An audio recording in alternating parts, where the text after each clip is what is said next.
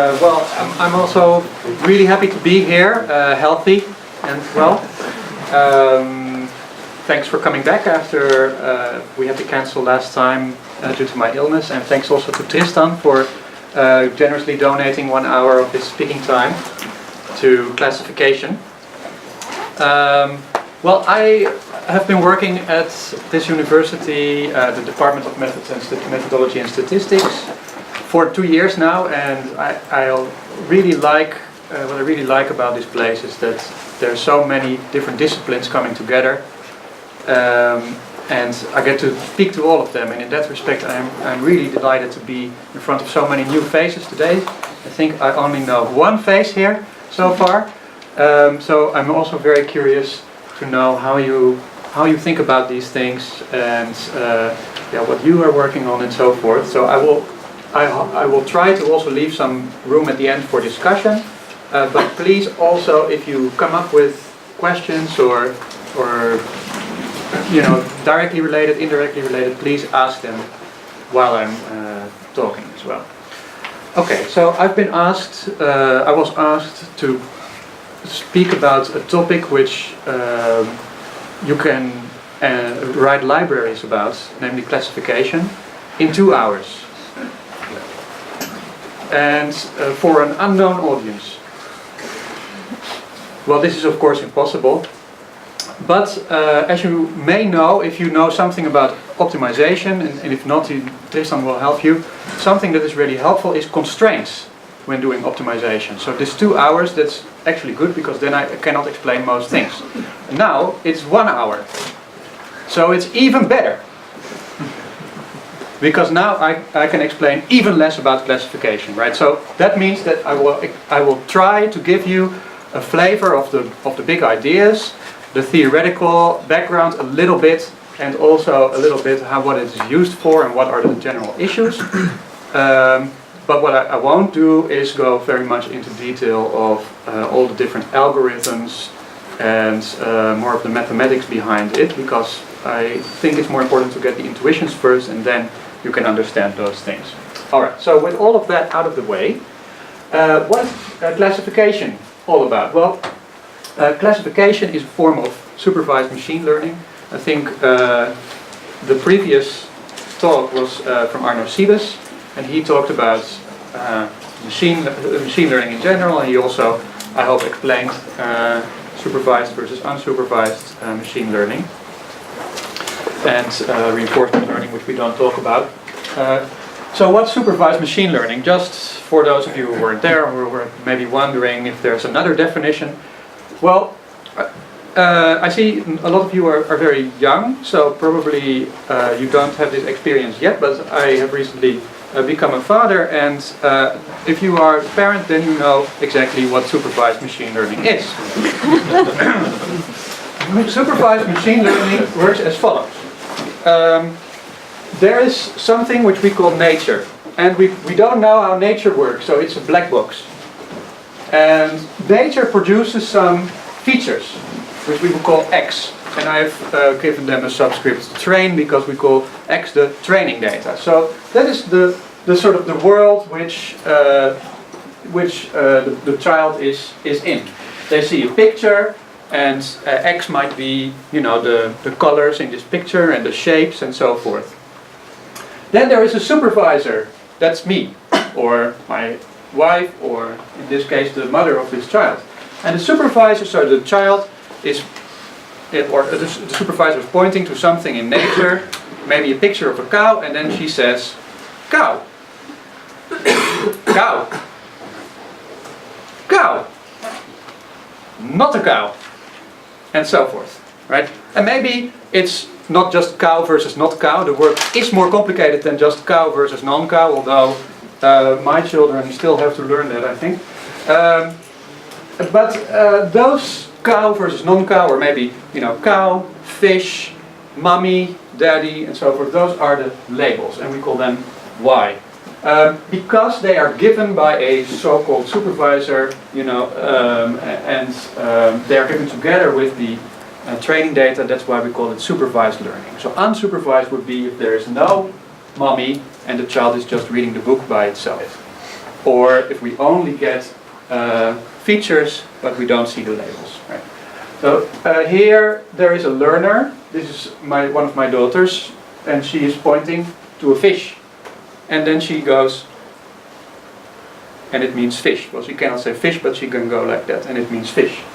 So that is the learner's task, is to take the features and the labels given in the training data and produce a function which is either going like this, fish or non-fish. So here she is pointing, and then she goes fish. This is in the aquarium, and that's this f of x new. And it's important that it's x new and not x train. So because the world doesn't consist only of this book.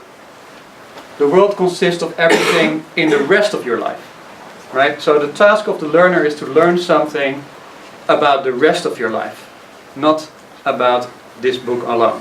So the task of the learner is to generalize. And basically this distinction between only being able to predict well for the training data versus being able to predict well when suddenly you find yourself in a previously unseen aquarium, that is the essence of machine learning, of generalization theory. Okay, so this is how supervised learning works, and if it's about discrete labels like fish versus not a fish or cow versus not a cow, then we call it classification. So classification is just supervised learning for discrete labels. What are some discrete labels? Well, for example, if you look at the Titanic dataset, the Titanic dataset is basically just the administrative record of this. There was this boat called the Titanic. Maybe you have heard of it. It sunk in. It was built in 1912. It could never, or in 1911. It could never sink, but it sunk in 1912. And maybe you survived, and maybe you didn't survive. So we're trying to predict that from what kind of passenger you were. Another very common application is whether a person will default on their debt. So I can see that the features will be something like, what is your balance on your bank account? Have you outstanding debts? Do you have other debts that you defaulted on? What's the over or under value of your other possessions, and so forth. And what I'm trying to predict, so the Y train is, or the Y is whether you will pay back your debt. The banks do this a lot. You could also think about what your phone is doing if you use Google Maps, perhaps also Apple, I don't know. If you use Google Maps, very often it says something like riding the train, or driving, or at home. Well, what they do is they look at your movements, those are the X, right? And then the labels that they're predicting are classes, driving, in train, on the bike, at home, at work, for example, just a few categories. So it doesn't have to be only two, can be several. And in fact, there's also this data set called ImageNet, created by Lee Fei, and it contains pictures of things on the internet, and they can be a lot of things, thousands of different classes. But in order to understand classification, it helps to think about only two classes, cow or not cow, diseased or not diseased, default or not default, survival or not survival. So that's the example that I'm going to use, but just keep in mind it can also be extended to multiple classes. Alright, so here's one example, a real example also. These are pictures of skin, people's skin. Maybe it's a little unpleasant to look at, but this is a medical example, and this is, as medical examples go, it's a pretty mild one. So these are some kind of aspects of these pictures, and how these aspects were derived exactly I'm not going to talk about, because I had to explain classification in 1 hour to an unknown audience, so I thought the best way to do this is with pictures. But I can only make 2D pictures, so this is why I'm only going to show you, or why I'm going to show you a lot of different pictures with two features, one on the horizontal axis and one on the vertical axis. And then the classes which we are trying to predict would be something like the color or the shape of the points. In this case it's the color. So the orange points, they are well, very bad type of skin cancer. These are not cancer. This is melanoma, well, so another kind of cancer. So the type of cancer or not cancer can be identified, can it be identified from these two features? That is the task. So this is the training data, and now my task is try to draw some boundaries through this picture, and then use those boundaries in X new, right? So because remember, my task is not to learn about this one book which mommy told me about, but to learn about the world, to generalize. Alright, so if that's pretty clear, then I'll go to a theoretical example, which I've completely made up, but it's very instructive, in my opinion. So let's say there are two features, and you can think about these features as being anything. Can be your balance and on your bank account, and the number of times you paid back debts in the past, or it can be the blackness of the spot and the size of the spot, or it can be the class of passenger in the Titanic and the age or something like this. Whatever you are working on, I have no idea, but I'm sure you can make up an X1 and an X2, right? Which would have to predict something. And the something are the class labels. I'm labeling them orange and gray because I've been assured that colorblind people can distinguish those two, but just to be sure, the orange is the light and the gray is the dark. So, and this is the truth.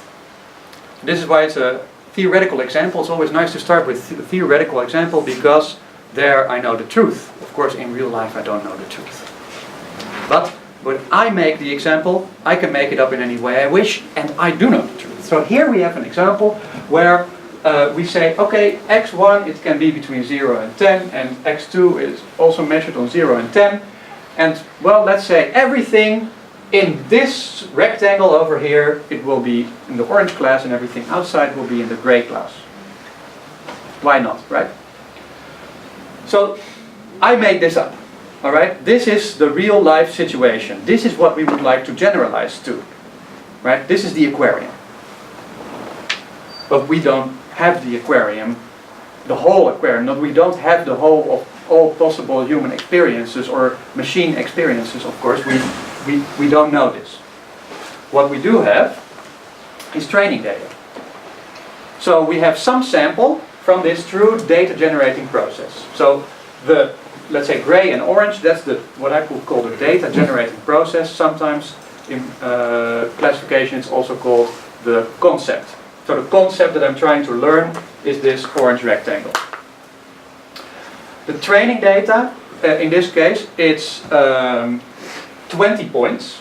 And I've made the points which are falling in the gray, I've made them into triangles. And the points which are falling in the orange into dots, filled circles. So, so the reason that these are circles is that they fall within the orange, right? So those two things are the same at this moment. But in practice, I don't see the orange or the gray, right? I just see this. And now I have to make some kind of classifier, some kind of learning machine, which will hopefully generalize and learn this concept, this rectangle. Right? So what can I do? Can you come up with something? And try not to cheat too much. That is to say, because I already told you the truth. So your best answer is, yeah, draw this rectangle. Yeah, that's your best answer. But you can't know that, right? Because all you know is this. So if you only see this, which is what you only see in reality, what could you do to make it a classifier? And we take the convex hull of the dots. The convex hull of the dots, I think it's something like this. Yeah. Huh? Yeah, that's right. No, that's not convex. Oh, not convex. Oh yeah, sorry. It has to be convex. Sorry, yeah. Sorry, yeah. So just like this, and we can ignore this one actually. Yeah, yeah, that's true. You're correct. Yeah. The distance between the points, The distance between the points, and then what? the longest distance and the shortest distance, to group them together based on the distance. Based on the distance.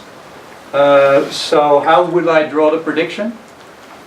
For example, let's say there's a point here. What is your prediction?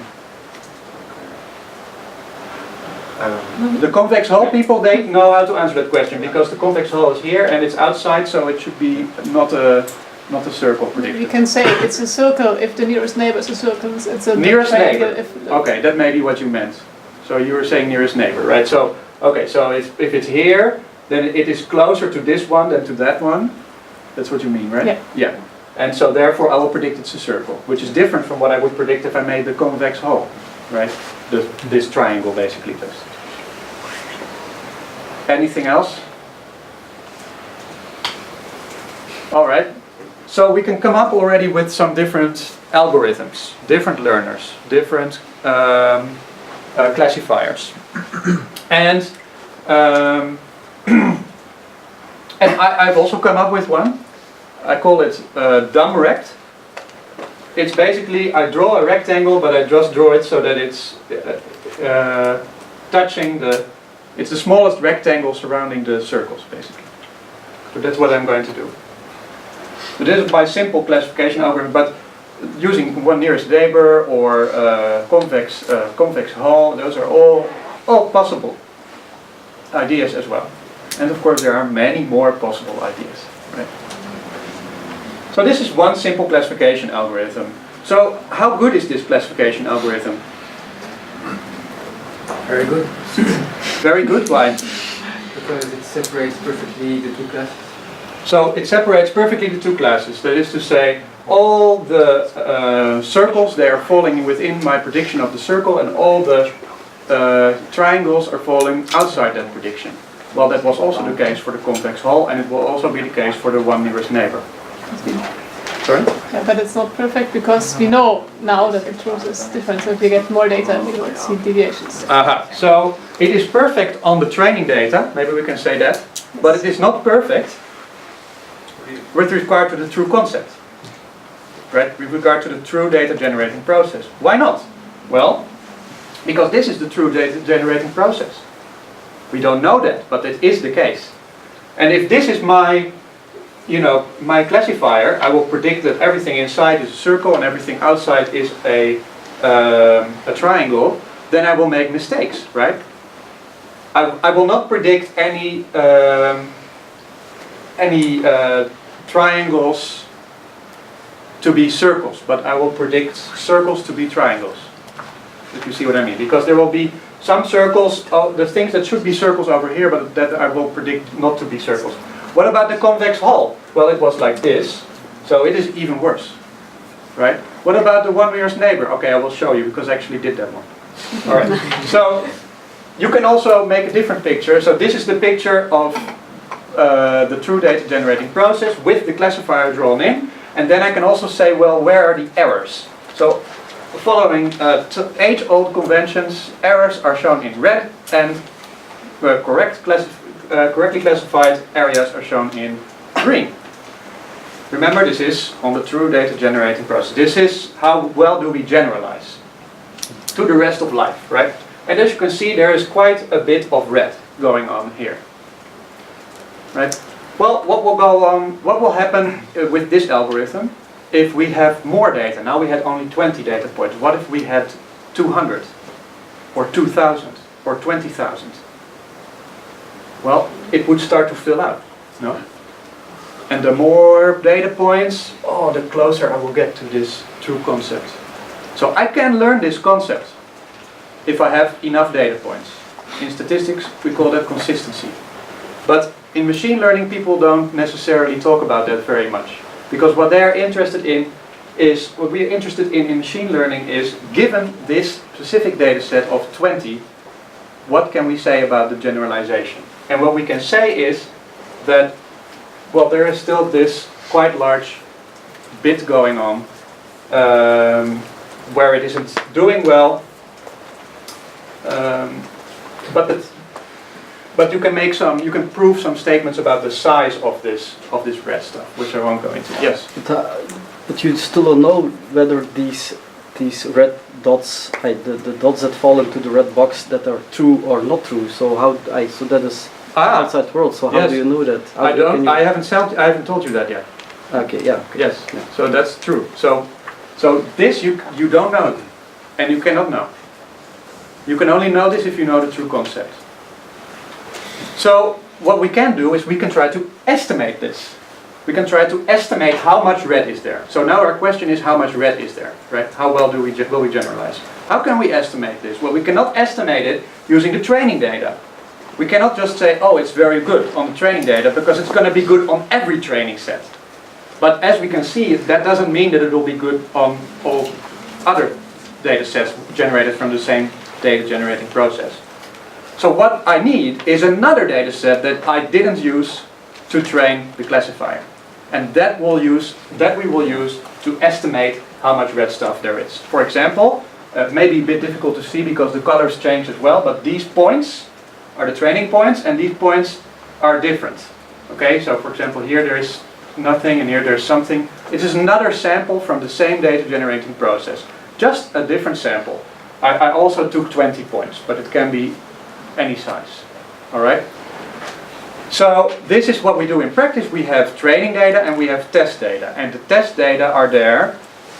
They should not be used in order to build the classifier, because in that case you will get a distorted picture of how well it generalizes. For the same reason that it's not true here that this classifier is perfect. That's only true because you were evaluating that on the same data that were used to make it. We will use test data to try to estimate this true error.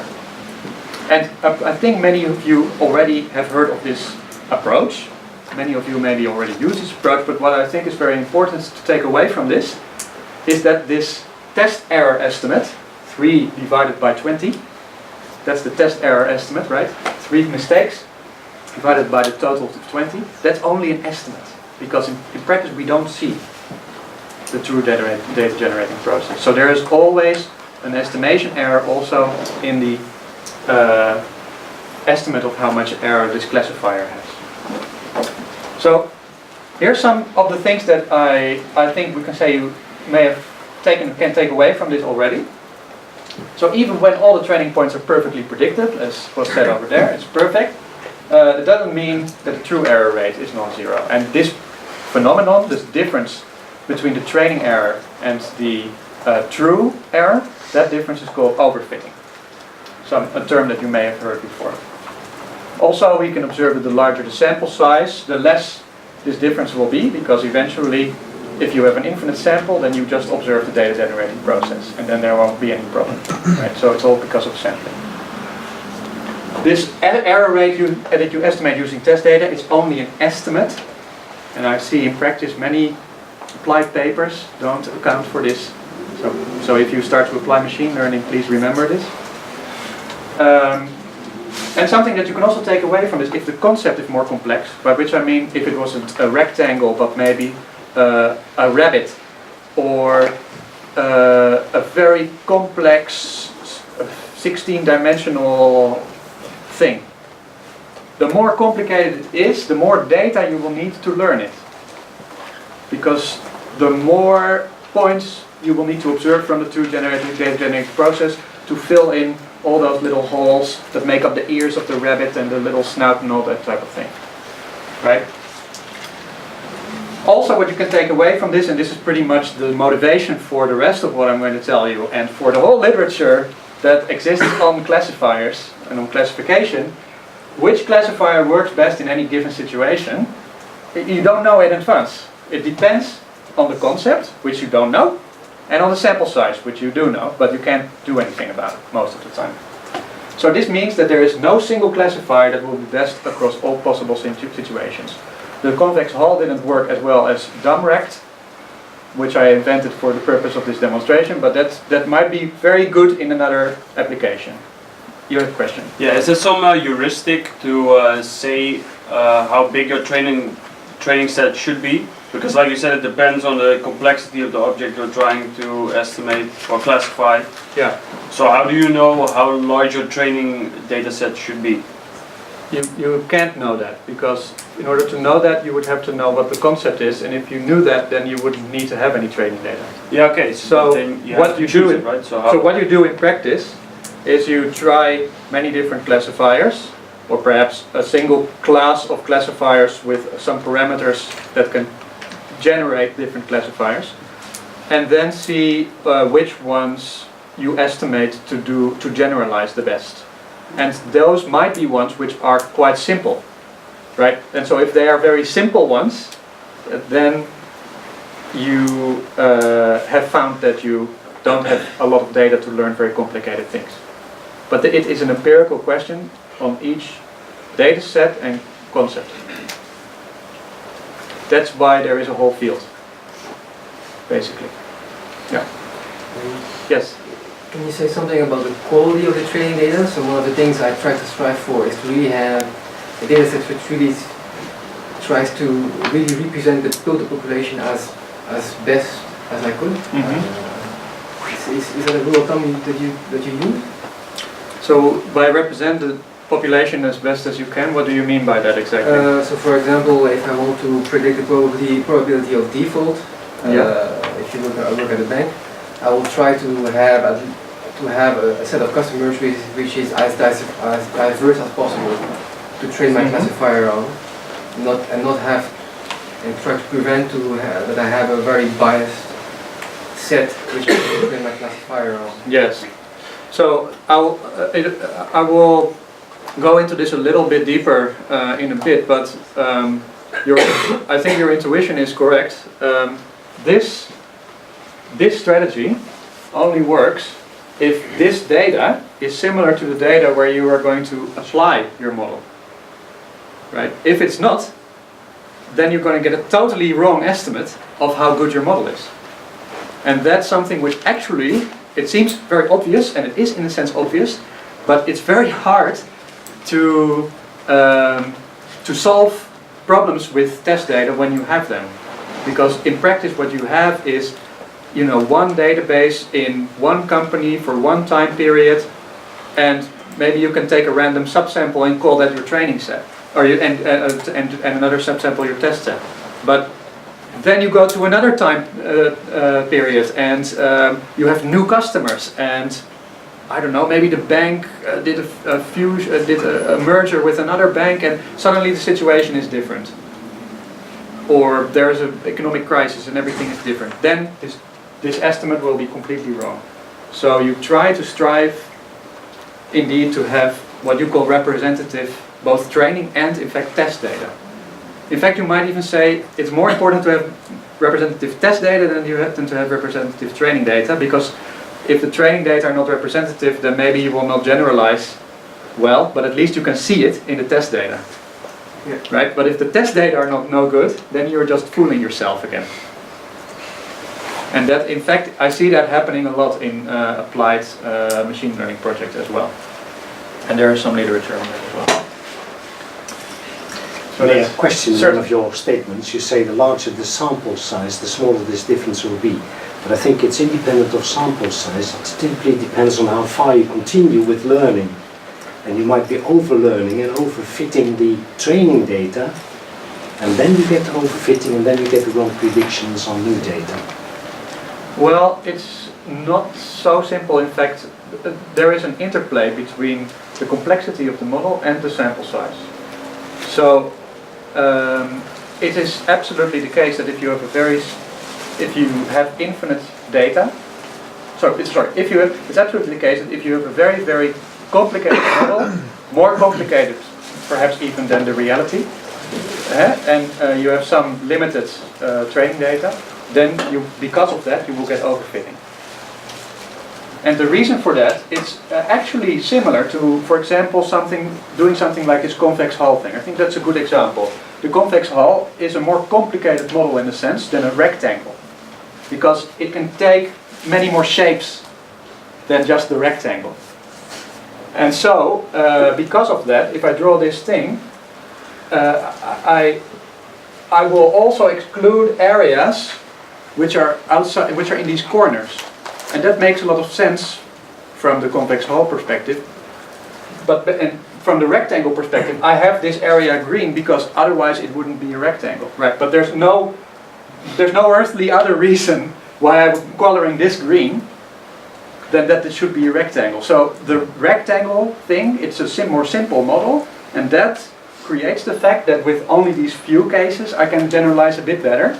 and combined with the fact that it actually happens to be the correct model, of course. Yeah, So there is an with- interplay between complexity and sample size. That's what I was trying to say. But so within the limitation of rectangulars, you have overfitted the data over there.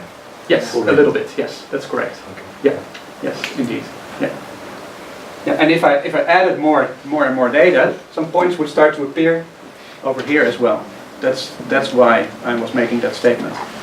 And as I add more and more points, the space will fill out, and eventually the smallest rectangle around the points will end up being exactly this orange rectangle.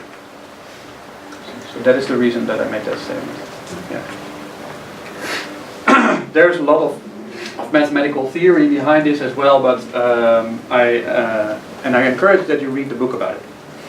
All right. So having said this, right, no single classifier is best across all possible situations.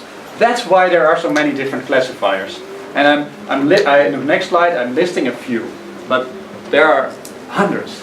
It depends how you count. Maybe there are thousands or tens. It depends what you do. But just go to any machine learning library, scikit-learn in Python, or I don't know, H2O, or any of those libraries, and look at what classifiers do you have on offer, and you will see it is an enormous list. So why is that? Well, for this reason, right? Because no single thing is best across all possible situations, so it's good to have a big menu of possibilities. Here are some well-known possibilities. Nearest neighbors, already mentioned by my lovely audience. Then something called, so nearest neighbors, and I'm not going to go into every one of these things because we have about 20 minutes left. So, and each one of these things is a whole literature in itself.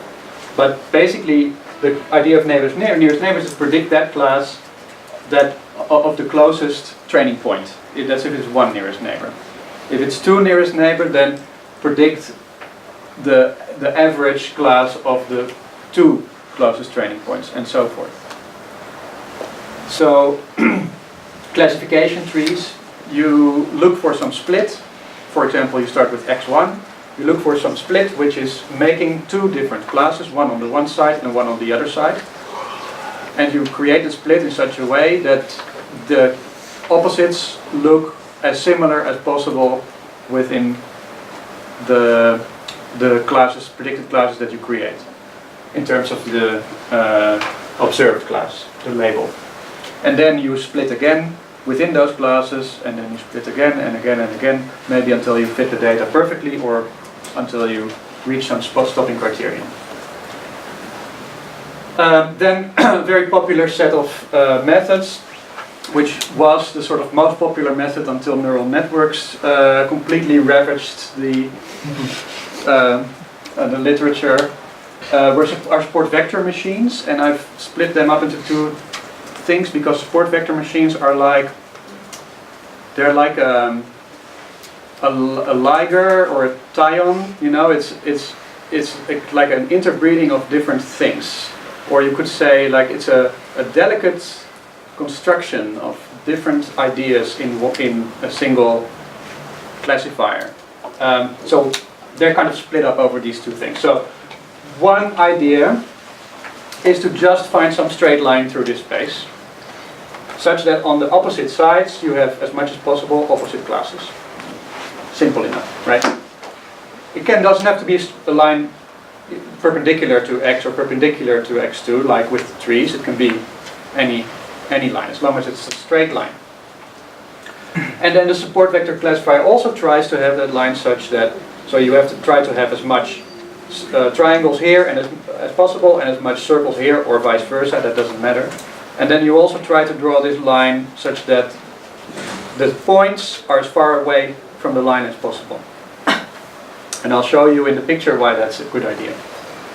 This white space around the line is called the margin. So that's the basic idea of support vector classifiers, but in practice what we use are support vector machines. And there, what we do, instead of drawing a straight line through this space, which you can imagine with the rectangle doesn't work, because what's the one straight line through this rectangular space that classifies these two groups correctly? There is no such line, right? Instead of doing that, you use an implicit nonlinear transformation of these two axes. That's something called the kernel trick, and again, I don't have time to explain exactly how it works, but basically you do this straight line, but now you do it in a higher dimensional space, which you don't actually have to calculate by hand yourself. That's what support vector machines are. That's how they work. Is that equivalent to a curved surface of separation? Yes. In that original space? Correct. Okay. Yes. So because you make a straight line through a nonlinear transformation of the original space, it amounts to having a curved line through the original space. Yeah. You don't learn the kernel? Most of the time you choose the kernel based on which kernel fits the best to validation data. You just try a bunch. Correct.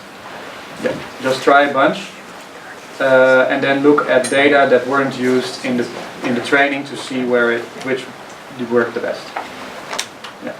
And if you use a linear kernel, then you're doing this again, because then it's just only the straight line.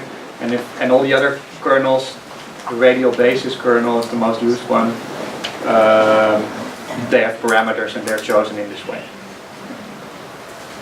A final one, logistic regression. Now this is a talk about classification, and there are people who get very angry if you call logistic regression a method for classification. But I'm just going to, I will bear the brunt of I will bear their anger. I think I can answer them. Definitely logistic regression can be used as a classification method. It is in fact very similar to support vector machines in many ways. Perhaps surprisingly, because they come from very different literatures. The basic idea is, again, try to find a straight line such that the opposite sides are different in terms of the classes, but now the distance from the straight line is actually important. What you try to do is you try to have some transformation, an S-shaped transformation of this distance, which I will show in a picture later on, correspond as much as possible to the proportion of cases that are this class.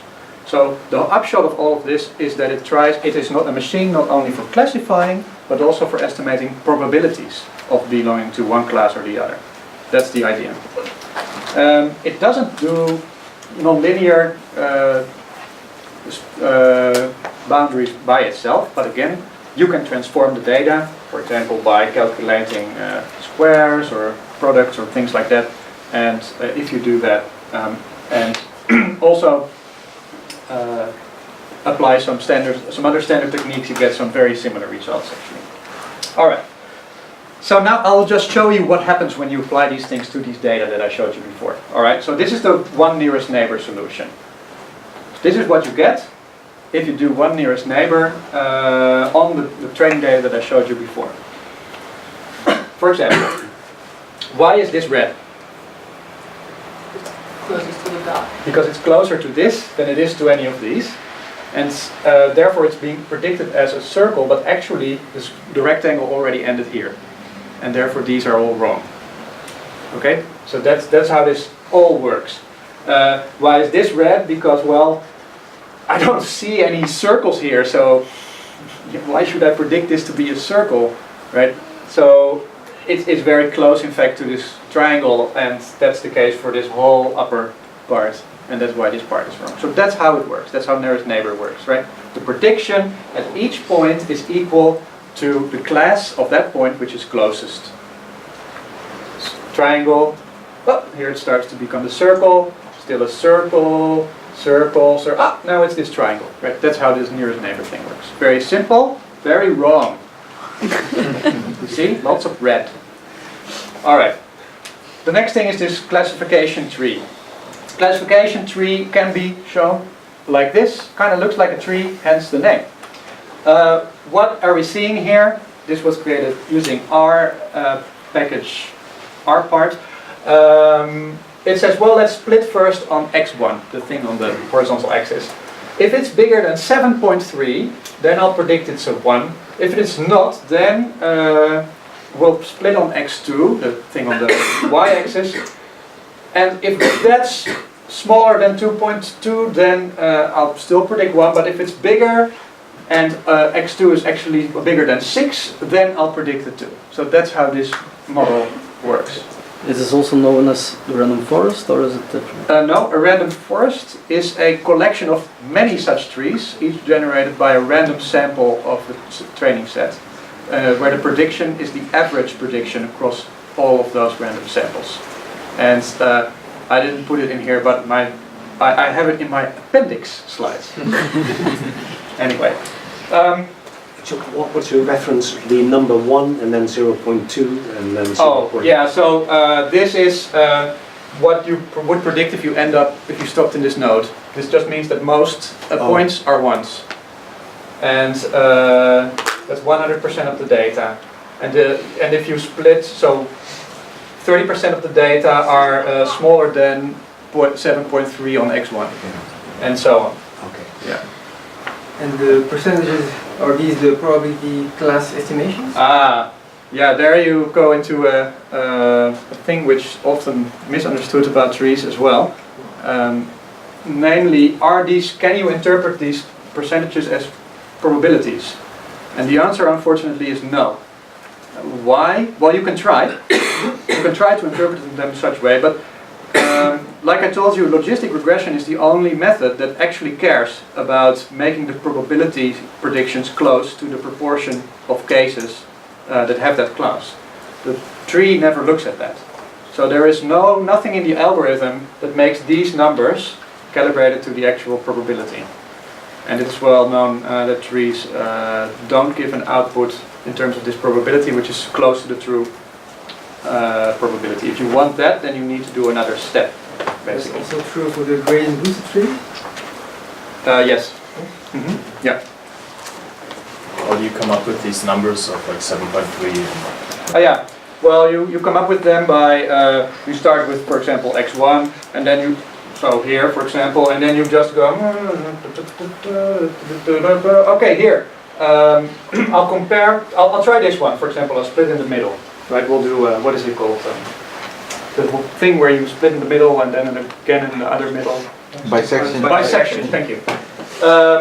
So we'll start with this middle and then we'll see, okay, how many of this side are one thing and how many of this side are one thing. And we did pretty terribly here, right? Because there's like 3 here and then 1 there, they're not very uniform. But if I go over here, see suddenly all the circles are on one side of that boundary and all the triangles are on the other side, right? I don't remember who asked me the question. Oh, yes, sorry.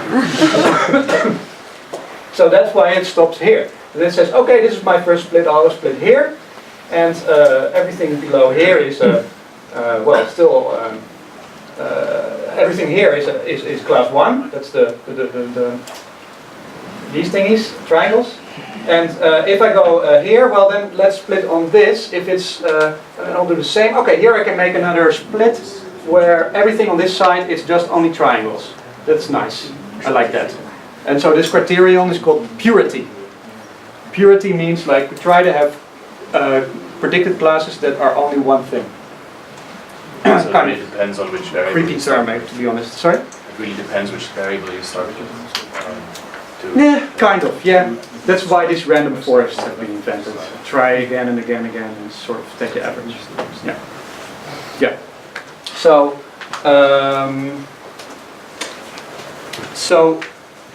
this is the prediction that it comes up with, and there's this whole red spot. This is even worse than the one nearest neighbor, which is there because there's nothing in the training data to tell the model that this is not a good idea, right? There's no points here. So how should it know that this is not a good idea? So that's why it doesn't care about that part. That's how these trees work. So trees actually produce rectangles. They can't produce anything else. But even though they only produce rectangles, as you can see, it's not doing super well here. So it even predicted the wrong training data point. That's correct, yeah. It predicted one wrong training data point. There's a lot to be said for that, because often you can get better generalization by allowing yourself to predict some training points wrongly, and that's what this tree does. but unfortunately it's a complete failure, as you see, because if it had stopped here instead of here, then it would have done better. But there was no way to see that, because here there's no data. This gap is really messing with these algorithms.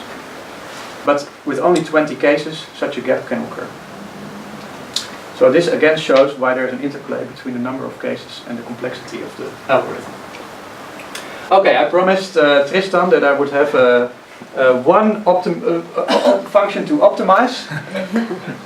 It's written here, and Tristan will explain it to you. So, They write it on the blackboard.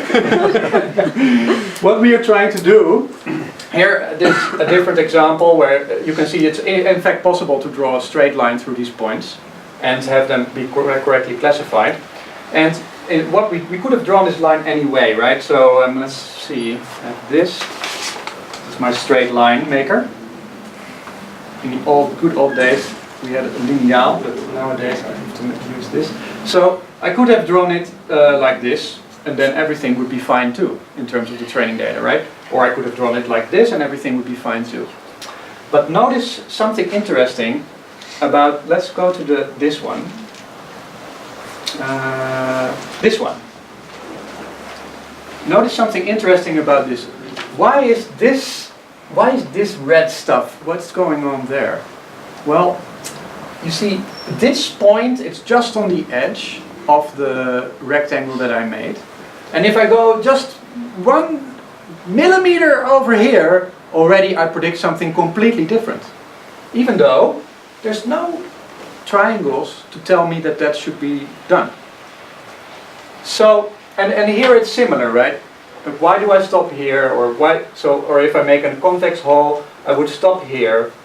But why do I stop there? So, basically, if your decision boundaries pass very close by training points, without there being a training point of the other class very nearby, then you are likely to have bad generalization behavior.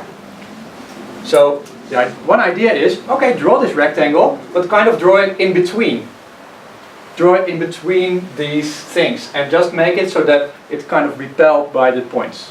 So that you have as much white space between them as possible, and that'll give me better generalization. And this white space is called the margin.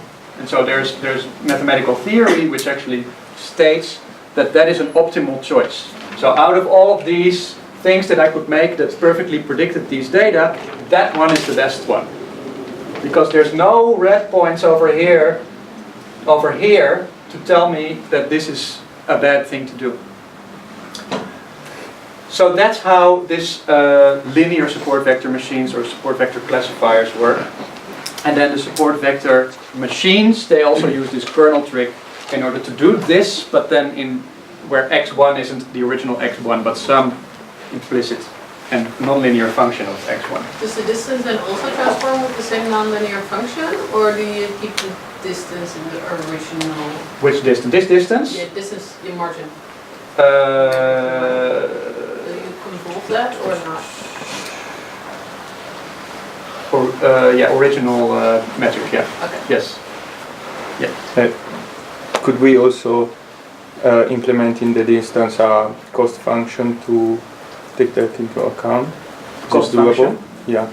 So for example, I'd rather have the margin closer to the dots than to the triangles. Ah, yes. So there you're getting into another issue. Here I'm always assuming that it's equally bad to misclassify the circles as it is to misclassify the triangles. And in practice that might not be the case. In practice maybe it's much worse to say you don't have skin cancer when you actually do than the other way around, for example. And in that case you can incorporate cost functions, yes. But I haven't touched that at all. But all of these things can also incorporate cost functions. And then it's basically like this red stuff, you're making weighted red stuff, right? The sum of the red stuff would count as more than other red stuff, basically. So maybe like this would be worse than that. That's what you're saying. Yeah.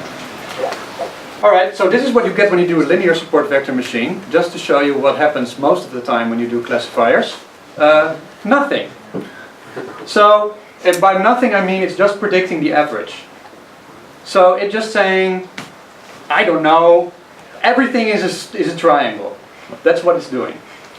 And why is it doing that? Well, it's because it's trying to draw a straight line here to, separate these, and it can't. So linear, in this case a linear model doesn't work very well. But such a thing can happen with any classifier. If it doesn't if it doesn't think that it can do much better than this, then it will often just give you this. And that can be good for overall classification error, but it can be terrible in terms of further performance. As you can see, this is pretty much the worst that you can do. In the previous slide, why do you have the constraint of some beta j square? This is actually making this distance maximum. Because let's say these slopes in this decision function correspond to how closely they are passing by these colored points. And in fact, you can rewrite support vector machines as a regression problem, where you are imposing. So maximize m. Sorry. Thought it's more like the normalization step. Yeah, this is normalization.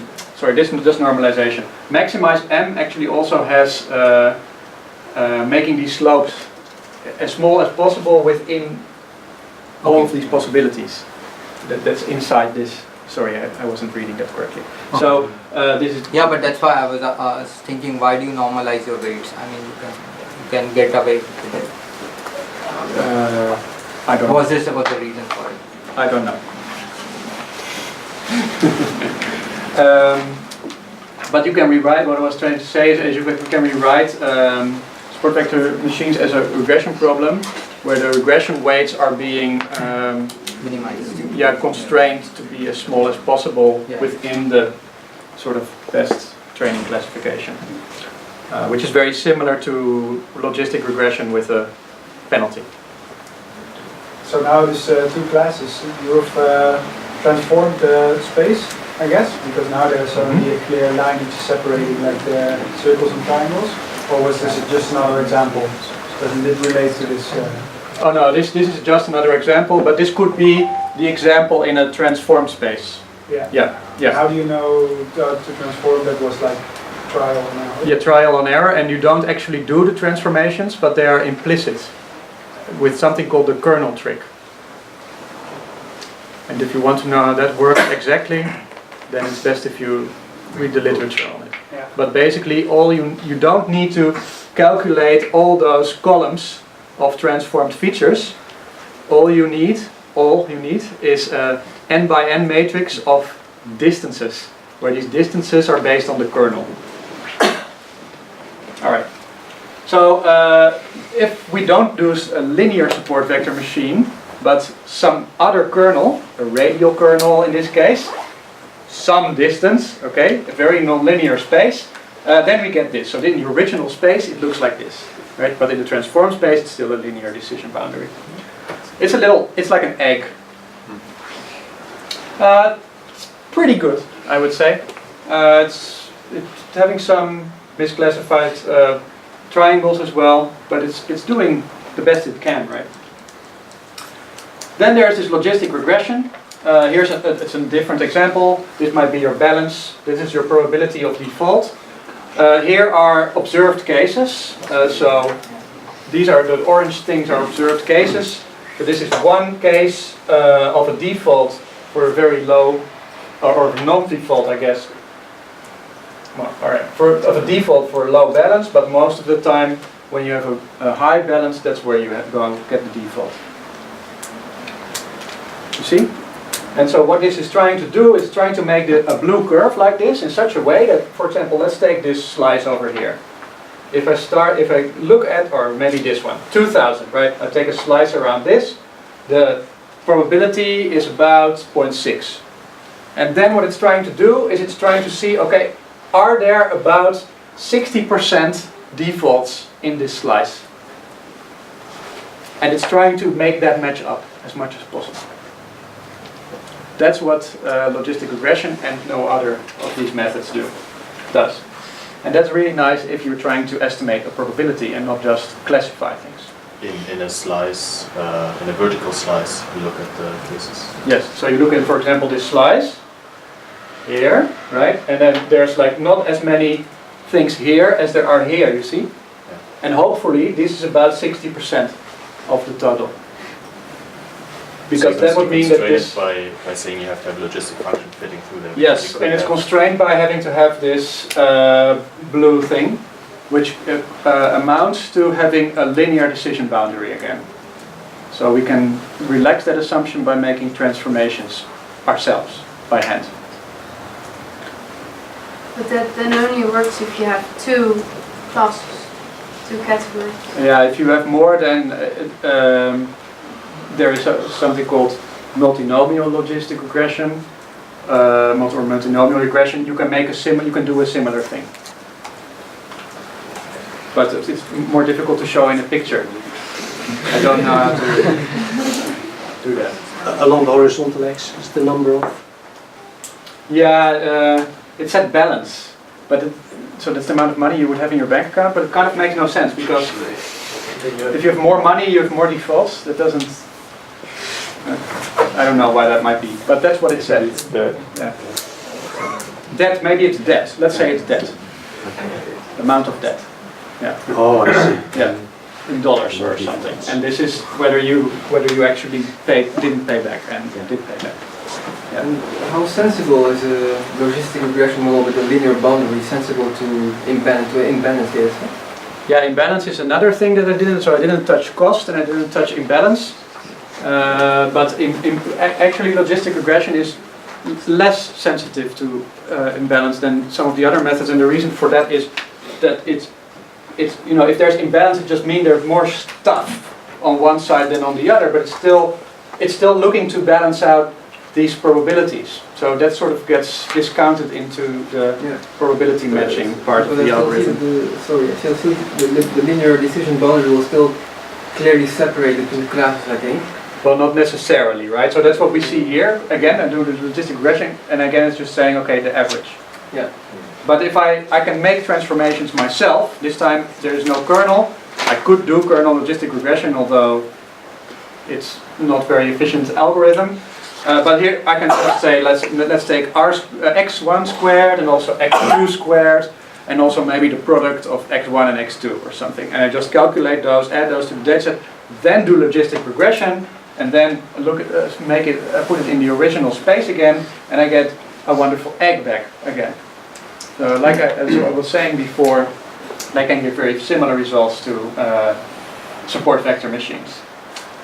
And finally, it's also possible to do something like this margin maximization by doing something called penalization. All right.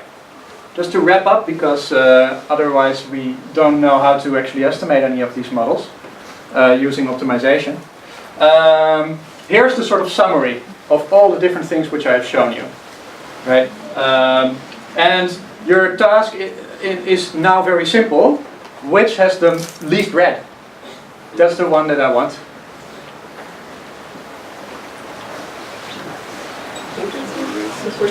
It looks like it's probably that one.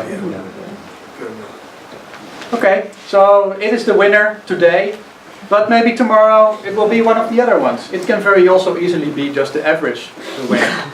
So this is what we're always trying to do, right? We're trying to compare models, we're trying to estimate this using test data, and then pick a good one and try to have a good classification. There are many other topics which I couldn't touch today, but I would like to leave you with a few things to think about, and you can also look at all the slides again. So one is more flexible is not always better. I sometimes hear people say, this is a wonderful model because it's very flexible. That's not, that sentence doesn't work. Flexible is not necessarily better, right? As we could see, dumb-rect, you see that was dumb-rect was my stupid model that I came up with. But it's actually the correct concept, right? It's a rectangle. So this is the model that I can make when I already know the truth.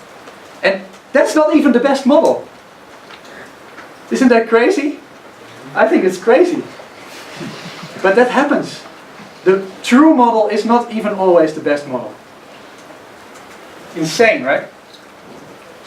And there's a lot of wars about logistic regression, and it's not classification. No, it is classification. No, but this is better. But when you are doing your practical work, just remember they can give very similar results. If you have a lot of features, then probably SVM is a bit better choice, because you don't want to calculate all the higher dimensional features by hand. But if you're looking for probabilities, then logistic regression is doing well on that. All right. There was I just wanted to also show you another example using the Titanic data, but you can look at that online. Finally, in practice you have to have an estimate of this red stuff, right? You can't observe the red stuff, because for that you'd have to know the true data generating process, which none of you nor I know in real life. So in practice what we do is we try to estimate the number of mistakes, red stuff, and that's where also you can bring in cost. So these are correct classifications, incorrect classifications, and then there are like a million different ways in which you can summarize such a table. It is really astounding how many numbers people have come up with to calculate from these 4 numbers. It's just 4 numbers, but there are like at least, okay, if you go to this Wikipedia page, and be amazed how many things you can calculate based on just 4 numbers. Basically there are just different estimates of how good your model is doing, but they also mean different things. So choose the right one for your application. Alright, I can't talk about any of that, so I'll just go to the conclusion. Classification is about predicting a discrete value, and you don't know which one will be the best, which is why we try different ones, using this train validation test paradigm, or maybe using cross-validation, but remember that's only an estimate of the error in the real world. And it's very important that you get a good test set. You want to choose this measure wisely, and sometimes it's important to get numbers out of your classifier which are probabilities, so they are well calibrated, but it's not always important. So these are just some of the main issues to think about, and I hope that you have some idea of what classification is about, and where you can start to pull the thread of doing it for yourself. Thank you.